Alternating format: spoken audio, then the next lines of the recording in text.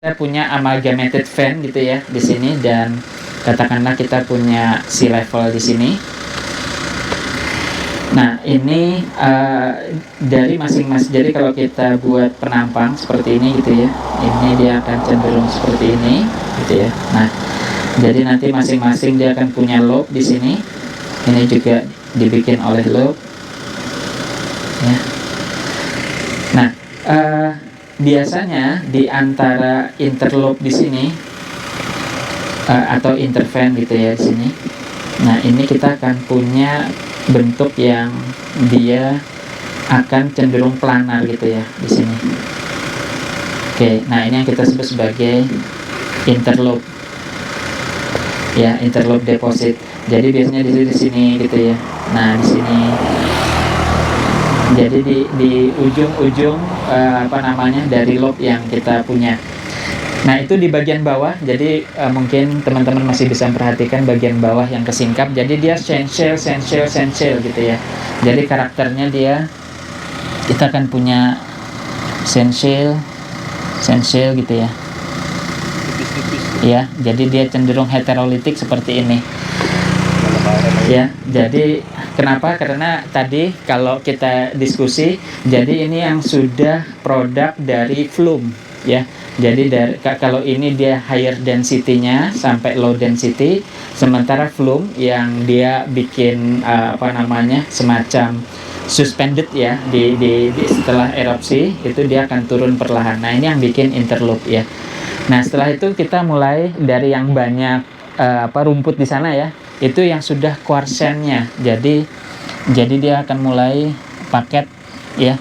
Nah, ini yang dari yang banyak rumput sana itu sampai kurang lebih di sini, di depan sini ya. Nah, ini mudah-mudahan kelihatan yang terakhir ya di sini. Nah, ini bisa dianggap satu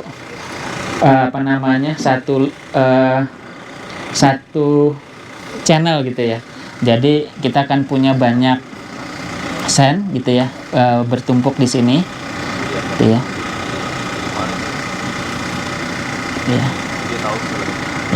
Nah, jadi dia di dalam setiap di dalam satu paket sand besar ini, teman-teman bisa perhatikan dia laminatednya bagus ya. Jadi terutama yang kelihatan persis di depan kita, laminatednya bagus ya. Kemudian dia mulai terbentuk cross laminasinya ya, cross laminasi, sampai kemudian di bagian sini kita bisa melihat dia sudah mulai konvolusi gitu ya. Jadi laminasinya sudah mulai konvolasi ya. Nah, di sini di bagian sini dia sudah mulai ini ya. Sebelum kemudian nanti channel yang lobe yang lebih kecil datang lagi di atasnya ya sampai sini. Nah, ini baru kemudian lobe berikutnya datang gitu ya. Nah, ini sampai atas sini, punten nggak kelihatan ya. Nah, ini sudah mulai konvolasi lagi gitu ya. Jadi paket-paket itu yang kita akan punya dia paket-paket lower density yang Boma sequence ya. Jadi dimulai dari ini, kemudian crossbed, kemudian konvolasi gitu ya. Dan ini cell. Habis itu dia crossbed lagi, kemudian konvolasi lagi, habis itu baru cell lagi. Berulang seterusnya. Nah, jadi yang kita lihat di sini ini adalah satu fan kompleks gitu ya. Jadi satu fan kompleks seperti ini yang kemudian dia stacking. Nah, tentu kita inquiry terkait dengan geometri. Karena di sini kita nggak melihat geometri channel. Nah, sementara bayangan kita kalau fan itu somehow kan dia akan membentuk bentuk concave dan convex gitu ya. Jadi dia akan membentuk seperti ini. Nah, gini ya. Nah, tapi kita sebetulnya nggak pernah bisa lihat ujungnya ini gitu ya. Nah, artinya apa? Artinya kita sebetulnya berada di bagian yang sangat datar gitu ya. Mungkin di bagian tengah sini gitu ya. Nah, ini area kita, di mana di sini kita hanya akan ketemu bentuk-bentuk yang dia tidak ada yang pinching out gitu ya. Jadi tidak ada yang mencerminkan bagian dari ujung satu lobe. Jadi dia hanya stacking saja ke atas. Jadi memang satu fan ini dimensinya itu bisa beberapa puluh kilometer width gitu ya. Width, kemudian tebalnya. Nah, tebalnya katakanlah kalau kita ambil yang paling tebal dari Ngoro-Oro sini ya, dari yang banyak vegetasi itu sampai ke depan sini itu kan mostly sekitar 12 sampai 15 meter gitu ya. Nah, kemudian kalau yang lob kecil-kecil yang di sini ya, yang ada di depan kita, ini kan paling hanya 1 meter gitu ya. Jadi, tapi rentangnya ini bisa beberapa kilometer gitu ya. Jadi, kita bisa katakan ya 1:2000,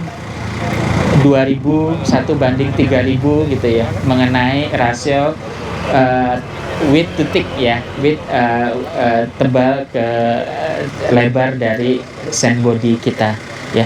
Nah, jadi memang kalau dari sisi kemenerusan untuk reservoir deep marine sand kita, dalam hal ini kebetulan vulkanik plastik gitu ya, dia memiliki kemenerusan yang cukup lebar gitu ya, width to thick rasio yang cukup menarik. Nah, yang menjadi catatan kita dari lokasi pertama itu adalah connectivity saja ya. Jadi bagaimana kita punya lateral connectivity antar masing-masing sand ini tadi ya. Kemudian bagaimana vertical connectivity-nya ya. Fault mungkin teman-teman bisa perhatikan ini ada minor fault di sini ya. Kemudian ada major yang di sebelah sana ya. Semuanya normal faulting ya. Jadi normal faulting yang berkembang di Southern Mountain.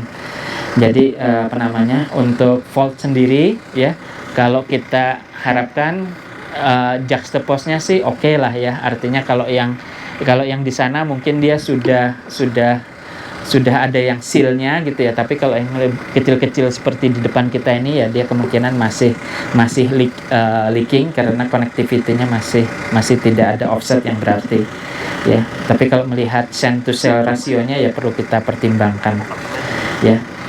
Nah, jadi kurang lebih itu. Jadi kalau kita resume perjalanan kita di Semilir gitu ya, kita starting dari high density current ya di Warung Tebing, kemudian di cap oleh low density current ya. Setelah itu kelihatannya perulangan sampai kemudian di lokasi kedua kita ketemu yang karakter high density dengan debris ya. Artinya di sana dia lebih viscous ya, lebih dekat dengan source. Ada kemungkinan dia lebih shallow karena asumsinya kalau lebih dekat dengan source gitu ya, berarti kan dia sudah ke arah eruption center gitu ya. Dia lebih, ekspektasi kita lebih shallow, dan itu kelihatannya disupport oleh hipotesis kehadiran cemented calcite kita ya, yang itu terjadi di zona Vados gitu ya. Jadi kelihatannya memang area-area yang shallow to transition ya.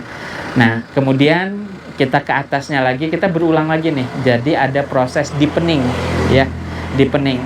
Nah, ini masih terjadi di early Miocene. Jadi kalau kita melihat global eustatic curve gitu ya. Nah, ini jadi kita dari dalam mendangkal mendalam lagi ya. Jadi dalam tiga lokasi ini kita bisa melihat eustatiknya gitu ya. Jadi kalau kita gambarkan, kalau eustatiknya iya, jadinya passive margin. Asumsinya passive margin.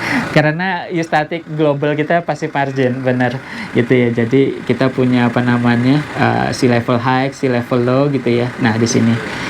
Kemudian high lagi di sini. Nah, kita lokasi kita yang ke-1 di sini, lokasi kedua kita di sini. Nah, nanti lokasi ketiga kita di sini gitu ya.